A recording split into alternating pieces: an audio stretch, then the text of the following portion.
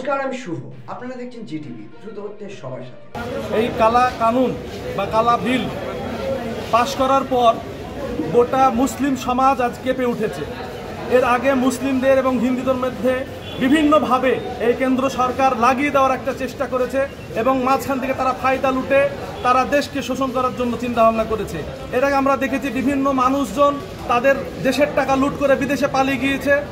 এখন চাইছে সেই সমস্ত তাদের যারা বাড়ি করে আছে ওয়াকাফের সম্পত্তিতে, তাদের সম্পত্তিতে যেন বাড়ি যেন সুরক্ষিত থাকে, এরকমভাবে বিভিন্ন মজলিস, বিভিন্ন মন্দির, বিভিন্ন মসজিদ, বিভিন্ন ঈদগাহ, বিভিন্ন কবরস্থান তারা দখল করে তাদের যে সহযোগী তাদেরকে দিতে চাইছে এবং আমাদের মুসলিমদের আইনকে বুড়ো আঙুল দেখিয়ে তাদের নিজস্ব আইন তারা প্রতিষ্ঠা করতে চাইছে।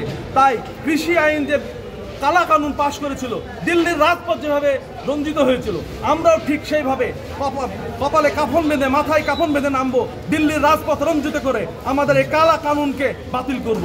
এই ছিল আমাদের আজকে ওয়াকাফ বিল। যদি বলবৎ থাকে তাহলে মুসলমানদের কতটা সমস্যা হবে?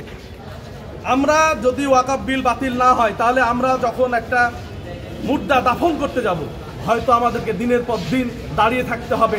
যতক্ষণ না প্রশাসন আমাদেরকে কোনো অনুমতি না দিবে আমরা হয়তো দাফন করতেও পারবো না। এই ধরনের পরিস্থিতি হয়তো আগামী দিনে সৃষ্টি হবে। খুব বিপজ্জনক আমরা পরিস্থিতিতে আমরা পড়ে যাব। তাই এই আইনের বিরুদ্ধে আমাদের দিল্লির রাজপথকে হুঙ্কার দিয়ে উঠতে হবে। রাজপথ দরকার হলে রাঙিয়ে দিতে হবে, বুকে বুলেট দিয়ে, তাজা রক্ত দিয়ে আবার আমাদেরকে আমাদের যে অবস্থান সেটা জানাতে হবে। ঐতিহাসিক জেলা মুর্শিদাবাদ জেলা, তার প্রাণকেন্দ্র হয়েছে ডোমকুল বোলাক। এখানে আমরা যেমন জমিয়ত উলামা হিন্দ, ইমাম মহদ্দিন, তার সাথে সাথে ডোমকুলের যে জনসাধারণ মানুষ আছে, আম পাবলিক যাকে বোঝায় আর কি, সবাই মিলে আমরা এই সংগঠনে বা এই আজকে মহামিছিল এবং প্রতিবাদ পথসভাতে আমরা অংশগ্রহণ করেছি। এই আওয়াজ আমরা আজকে সবাই শুরু করলাম। এর কত দূরে যাবে ভবিষ্যৎ আমরা নিজেরাও বলতে পারবো না।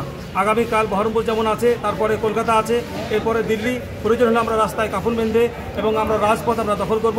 যতদিন পর্যন্ত এই কালা কানুন যে ওয়াকাফ আইন বিল পাস করেছে প্রত্যাহার না হবে, ততদিন পর্যন্ত আমাদের এই আন্দোলন চলবে। রাজপথে যে জনস্রোত, এর আগে কখনো দেখেছেন এরকম? আমরা এর আগেও অনেক আন্দোলন হয়েছে, হ্যাঁ, দু একটা এরকম আন্দোলন হয়েছে, কিন্তু এত বড় আন্দোলন খুব কম দেখা গেছে। এই প্রতিবাদের দাপট কতদিন থাকবে আপনার? আমরা চাইছি এই প্রতিবাদের দাপট যখন এখানে আওয়াজ হলো, এই আওয়াজ জানে দিল্লি পার্লামেন্ট দরজায় গিয়ে জানে খটখট করে আওয়াজ হয় এবং নরেন্দ্র মোদী এবং অমিত শাহ শুনতে পাই যে ডোমকুলের গর্জন কত বড় আওয়াজ এবং কত বড় গর্জন। এই গর্জন মোটেই থামার নয়। কোন ব্লক থেকে তলব হয়েছে?